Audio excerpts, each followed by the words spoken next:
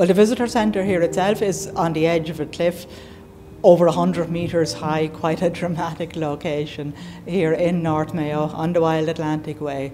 And of course the archaeology of the site extends for miles all around, extends really the whole way from Belderrig, which is 5 miles to the west, right across to Lacan, which is 10 miles to the east.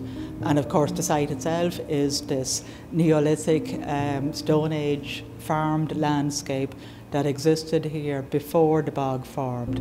So these were our ancestors amongst the first farmers in Ireland. They had a very sophisticated system of farming here, the land managed in stone-walled fields used for pasture, for grazing cattle, and then the bog grew.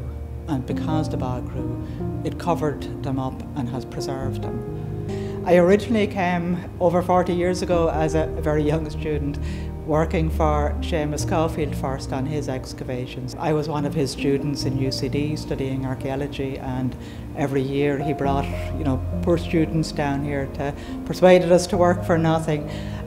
So first of all on his excavations, and then with him when he started the probing technique to locate the walls. And then kind of following on to that, I did research myself on the area between Ballycastle and Lacan, and did a follow-up research excavation on a megalithic tomb there. And then, years later then when the visitor centre opened, I was very lucky I got the job here. The visitor centre opened originally in 1993. At the time it got a number of awards and was fantastic. 30 years later, a lot new research has been done over the years. We know an awful lot more now about the site and about the area than we did then, and I suppose technology has moved on too. So very fortunately, just last year now, the centre was reopened again as an entirely new visitor centre, all new exhibitions, generously funded by Fáilte Ireland as well as OPW, and we're very fortunate now to have this lovely new centre here. So the first evidence for the practice of farming on the island of Ireland is around about 6,000 years ago.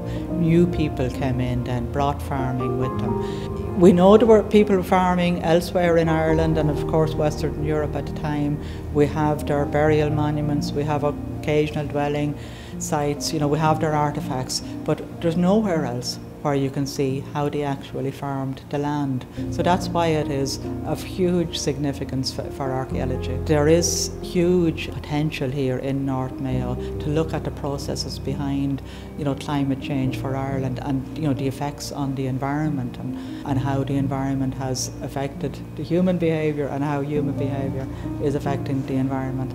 But I suppose we want them to fully, immerse themselves in the whole experience of the Céide Fields, experience the weather, experience the bog, hear the larks singing or whatever, maybe even feel the midges, see the walls that were built there almost 6,000 years. They get the experience of actually finding a wall for themselves. You could easily spend a whole day here.